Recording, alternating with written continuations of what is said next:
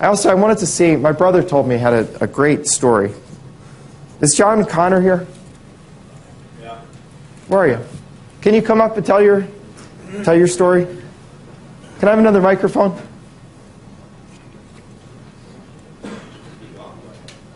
You're supposed to be gone by now. I was kidding.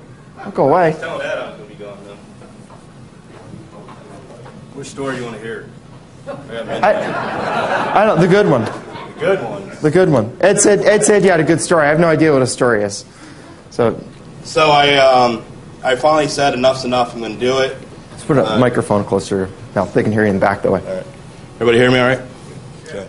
So I finally said enough's enough. I'm going to get this thing going. I've overloaded my brain with webinars and phone calls and everything. So 3 weeks ago, I went to Melissa Data and got some leads in my area and sent out my first batch of letters. And the next day, I get my first phone call, and the first thing out of the guy's mouth is, you know, you have a misspelled word in your letter. That's probably me. And I said, it was one of my letters, wasn't it? Yeah. And I said, really? I said, I go, that's uncommon for me. And he's like, yeah, you have pubic instead of public. And I totally caught off guard because before this, I was really nervous about this phone call coming in, my first call. So what I did is I downloaded the script, I printed it off, and then I went back and listened to the recordings. And I'm an engineer, so I record everything. So on our webinars, you guys did some role plays, and I went back and researched those as well. And I changed the script all up, and this guy totally caught me off guard. And I said, well, you know, I can't help spell check. They're just not that good, and my fat fingers got in the way. But hey, what can I do for you? And so we got talking. He said, well, I got these properties. I'm interested to get rid of them. I'm in a particular age of my life where it's time to stop having headaches. And I said, well, great. So I explained what I did, and unfortunately, he said, well, I'm really just looking to get rid of them. I don't want them. I don't care if it's a lease option. You're taking the responsibility. I just want them gone. And I said, well, in today's market, you can't do it. You can't get the financing for it. So we got chatting some more, and he's like, well, let me give it a few weeks to think about it. And then the next morning, he calls me back and says, hey, I was talking to my wife about what you do, and she manages over 1,000 properties in Phoenix.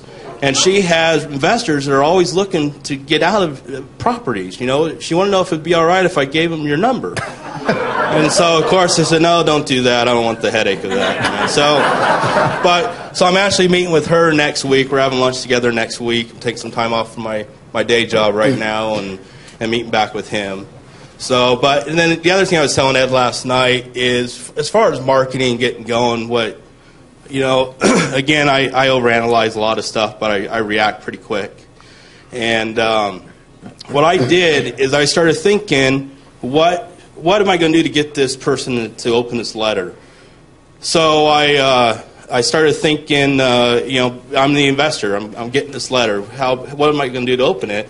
Because the research I did, and I know you guys are a little different on it, but the research I did is you don't want to put a return address on your letters. And I forget the reason why, but it made a lot of sense when I was researching it. So I went forward with that idea. But what I did is I said, okay, I'm targeting my area of Glendale, Arizona. I'm going to handwrite the letters out. I'm going to mail them at the end of the month, and I'm going to mail them from the Glendale post office. That way, when the investor gets this letter, there's not a return address, but it's from Glendale. He's got a house in there, and dang it, I'm supposed to be getting a rent check right now. Letter open. So next week's the end of the month. You guys are going to get started Monday. You guys want to use that? Do it. That's cool. Thank you. It's always good to hear the stories of everybody else. And there are tons of really great stories.